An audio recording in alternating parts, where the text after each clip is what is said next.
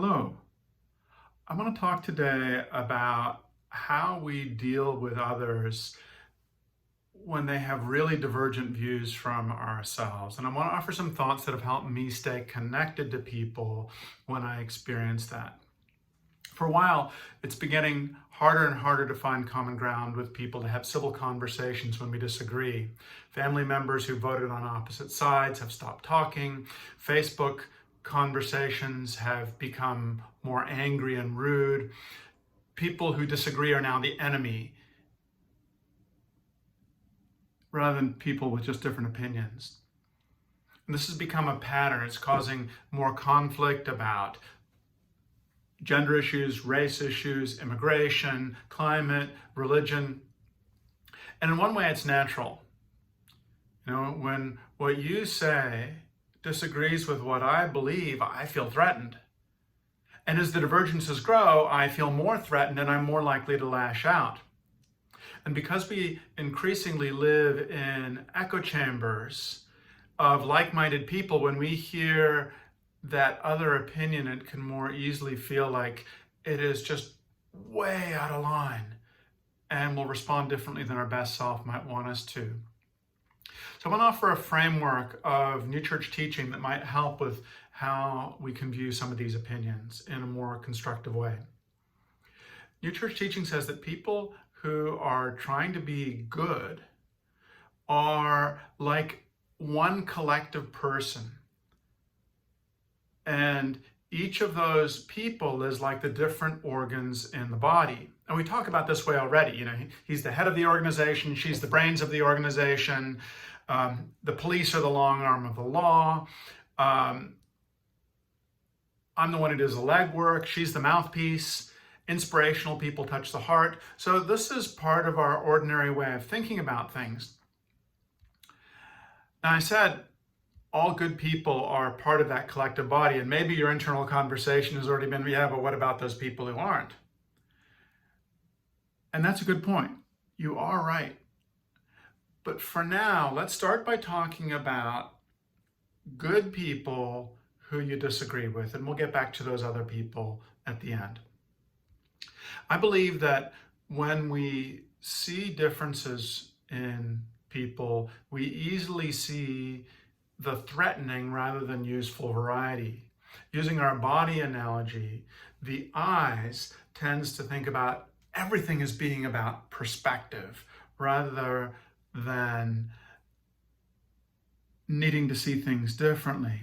The teeth think about mashing things up. The liver thinks about filtering things out. The legs with getting places. Now, if the liver looked at the legs and said, you're doing it all wrong, do it my way, we'd find that laughable because we know the liver can't do leg stuff. And leg muscles lack the strength to make good bone. What works, obviously, is when each organ does its job properly and the whole benefits because of the complementary nature of that role. And I think what's happening in today's public discourse is that figuratively people are doing just what I said we wouldn't do with the body. They're saying, be like me. And instead of saying, be the best liver you can be, and I'm going to be the best lung that I can be, we expect something different. 1 Corinthians deals with exactly this. It's talking about how believers are in the body of Christ like different organs in the body. And I would expand that to include all good people from any faith as part of that body of people who are being led by God. And the passage goes on to say this: if the foot should say, because I am not a hand, I am not of the body, is it therefore not of the body? If the ear should say, because I am not an eye, I am not of the body, is it therefore not of the body? If the whole body were an eye, where would there be hearing? But now God has set members, each one of them in the body just as he pleased. And if they were all one member, where would the body be? But now indeed you have many members, yet one body, and the eye cannot say to the hand, I have no need of you, nor again the head to the feet, I have no need of you. No, much rather, those members of the body which seem to be weaker are necessary. And those members of the body which we think to be less honorable, on these we bestow greater honor. But God composed the body, having given greater honor to that part which lacks it, that there should be no schism in the body, but that the members should have the same care for one another. And here's the kicker at the end. If one member suffers, all the members suffer with it. If one member is honored, all the members rejoice with it. And this is so powerful to see and to value other people's perspectives with this mindset. And here's the really crazy thing. Even when we're trying to do the same thing, we do it differently. Lots of different parts of the body are trying to keep us safe. The liver is filtering out toxic elements. The eye is looking out to see if anything is coming that might harm us. The teeth break down what comes in so it can safely enter the body. The tongue tastes and sees whether it's safe to swallow. The arms fight off invaders, as does the skin in a completely different way. They're all concerned with safety, but so differently. And you can think what happens when a tooth person says, crush, crush, crush, that's what you do. And the arm person says, no, don't crush, hold at arm's length. And you end up with a crazy conversation, and I think some of our public discourse is like that today. So we're having debates right now about safety and the police. I mentioned earlier, we think of the police as the strong arm of the law. So let's think about the police in terms of the arms of the body. So many people are saying Black people are not currently safe, and we need to change the system because of police brutality. How's that message being heard? Some people hear, defund the police, stop police brutality, and they hear others saying, chop off the arms of the body, an armless body is what we need. Well, they react against that, not surprisingly. And then they respond with, well, I support the police. And the people listening to that are picturing someone who wants this huge, bulked up guy who's got these massive arms, but the rest of the body is really suffering, which is way out of balance. And so the cycle escalates. So I'm not trying to present a solution to that debate, not even in the slightest. What I am suggesting is that the only way to get an arm person to cooperate with a liver person in our body politics happens when we value what the other person offers and can have a dialogue based on that. So, do you believe that good police have saved people's lives? I know I do. Can we honor that, really honor that? And from that perspective of honoring that good thing, can we say there needs to be reform because there are abuses that exist? That's very different from so much of the dialogue. And of course, the media exacerbates it by focusing on the most extreme statements that people make. And it makes it really hard. But you could do the same thing with national defense, gay rights, Christianity versus Buddhism, you name it.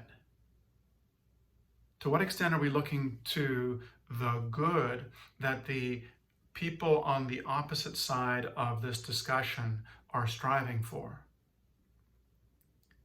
Because often, if we really ask that, we'll see something good that they're trying to protect. And even if we protect it differently, or we think that their perspective is misplaced, we'll address it with a place of respect because we know that they have something good at heart. It's so painful when this doesn't happen.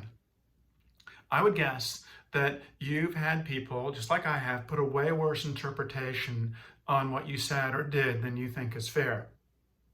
When that happens to me, it makes me hurt. It makes me angry. And I certainly don't feel like listening to such a person. By thinking of the varying opinions and varying views like different organs in the body trying to do their thing, we can somehow come to value the different perspectives, the different words, the different actions that people choose to give their time to, and possibly avoid misconstruing and putting that really harsh negative tone on what other people are saying. Now, I said I'd come back to the reality that not everyone is trying to be a good person. And in my analogy, some people are a virus. Some people are a tumor on the body. And my response is that such people are a danger. And maybe as you heard me said that, you had some people flash into your mind of that person is a virus in our body politic. That person is a tumor in my family or in my community. And I'd like to say several things about that. The first is, are you absolutely sure that they really don't care? I think that there's a grave spiritual danger to us when we become sure of somebody else's motives. Treading cautiously in this area is, I think, really important. A second thing is that even bad people may say and do things that are right. And we further the discussion when we can genuinely acknowledge the good that someone on the opposite side has done, even if we think that their intentions are wrong. Just even practically, think about it this way. You're not going to change the viruses in the body. Their minds are always going to be toxic. Their actions are always going to be toxic. What you want to change is the other organs that feel threatened by your overreaction. So if you can see the good, even in what the virus does, those people on the sidelines might say, okay, here's a reasonable person. I'm willing to listen to their perspective. And the final thought that I'd offer is that only a unified body repels an invader. A virus, if you will, is put away by having the whole body cooperate.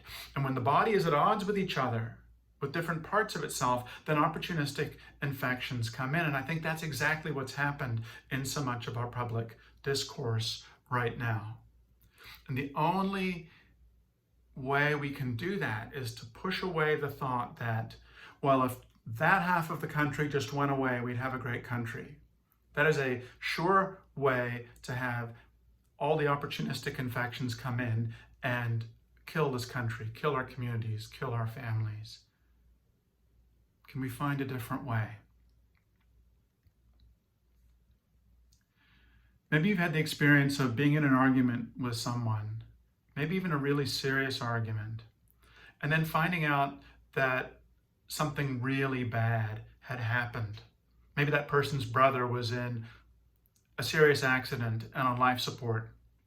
And all of a sudden, that disagreement, as important as it was, just evaporated because you were able to step away from that perspective and notice the good that you actually cared about in that other person.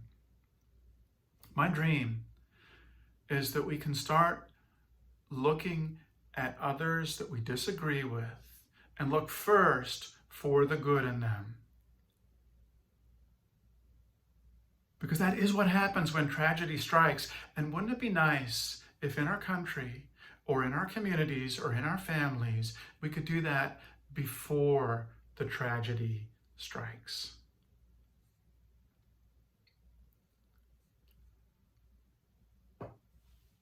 So I invite you to look for the good in those around you, and especially to notice it in those you disagree with most. Seek to find a common path based on that. Doesn't mean our disagreements will evaporate, not even slightly, but it means we'll start acting like one body, one country, one community, one family, and by doing that, we will have a chance to move forward with kindness and integrity and with hope.